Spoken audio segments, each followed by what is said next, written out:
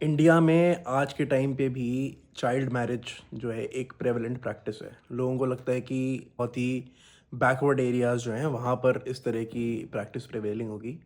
But reality ये है कि दिल्ली जैसे शहर में भी बहुत फैमिलीज़ ऐसी हैं जहाँ पर चाइल्ड मैरिज होती हैं। चाइल्ड मैरिज में भी ऐसा होता है कि लड़की जो है उसकी एज 16-17 साल की है और शादी कर दी जाती है। और फैमिलीज़ को ऐसा लगता है कि ये बाल विवाह नहीं है, 16 साल की लड़की है, 17 साल की लड़की है उसको, कि जवान लड़की है, तो हमने शादी कर दी। अब जब शादी होती है तो फिज़िकल रिलेशंस इस्टेब्लिश होते हैं, कंसेंशुअल फिज़िकल रिलेशंस होते हैं।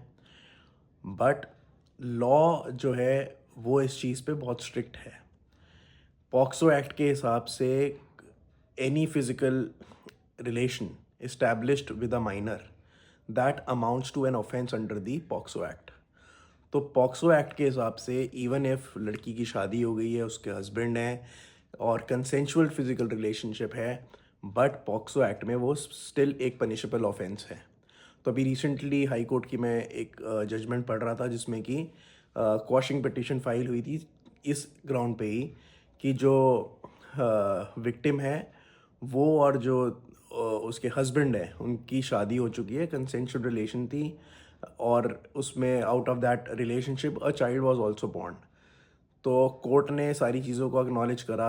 Even the family members of the petitioner were present in the court, the victim was present in the court and stated कि भाई ये कंसेंशुअल रिलेशन है, मेरा हस्बैंड है। But the court passed a detailed order in which the court observed that yes, जो सारे circumstances हैं उसको देखकर ऐसा लगता है और उससे साफ जाहिर होता है कि ये कंसेंशुअल रिलेशनशिप है और ये मैरिज है, एक मैरिज के रिलेशनशिप है इस केस में। But the court can not go against the law.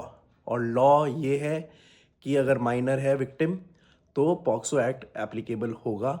इसमें कंसेंट विक्टिम की है या नहीं है वो ज़ीरो वैल्यू प्ले करती है।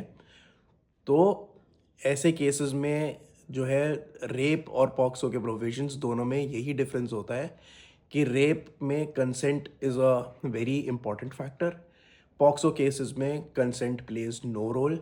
If the victim is minor, the accused would be liable to be prosecuted under the act.